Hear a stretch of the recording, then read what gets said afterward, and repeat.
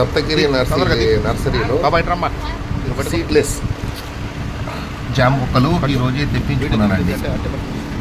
వాళ్ళు చాలా బందోబస్తుగా ఎటువంటి డ్యామేజెస్ లేకుండా చాలా చక్కగా, అసలు మనం కూడా అంత జాగ్రత్తగా తెచ్చుకోలేమేమో అక్కడికి వాళ్ళ దగ్గరికి వెళ్ళినా కూడా అనే విధంగా మొక్కలు పంపారండి.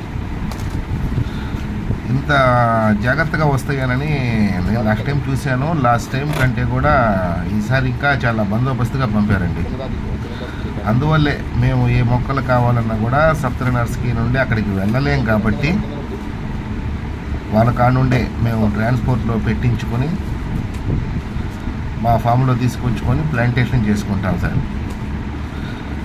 కానీ వాళ్ళు మాత్రం చాలా మంచి ప్లాంట్స్ పంపారండి. అది మాత్రం మాకు చాలా సంతోషంగా, చాలా హ్యాపీగా ఉంది. ఈ మొక్కల కోసం నేను ఎన్నో రోజుల నుంచి వెయిట్ చేస్తూ ఉన్నానండి. ఈ వెరైటీ వచ్చి జామలో సీడ్లెస్ జామ, అసలు విత్తనమే ఉండదండి. ఈ అరుదైన మొక్కలు కూడా ఈ సప్తగిరి నర్సరీ వాళ్ళ దగ్గరే దొరుకుతాయి. కానీ ఇంకా మన స్టేట్ ఏపీలో ఎక్కడ తిరిగినా కూడా దొరకవండి. ఒకవేళ ఉన్నా కూడా వీళ్ళ దగ్గర నుండి తీసుకెళ్ళి కాపీ చేయాల్సిందే. కానీ ఇటువంటి గొప్ప గొప్ప పనులన్నీ, గొప్ప గొప్ప మొక్కలన్నీ వాళ్ళే తయారు చేయగలరు. అది ఒక సప్తగిరి నర్సరీకే, దుర్గారావు గారికే సాధ్యమని నా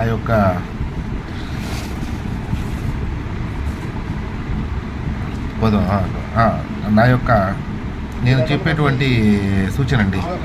ఇంకా వేరే వాళ్ళైతే ఇటువంటి మొక్కలు అంత దేశ విదేశాల నుంచి తీసుకొని రాలేరు. ఈ విధంగా పెంచి మిగతా రైతులకి ఇవ్వలేరు. అటువంటి కాయలు మన చేతి తినిపించలేరు. అది దుర్గారావు గారికి ఒక్కరికే సాధ్యమైంది. వాళ్ళ పుణ్యమా అంటూ మన తోటలో వేసుకొని మనం కాయల్ని పండించుకొని తిని సంతోషిస్తున్నాం.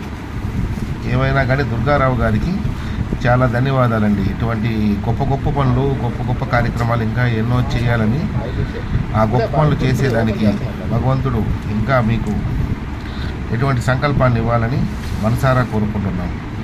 థ్యాంక్ యూ అండి దుర్గారావు గారు.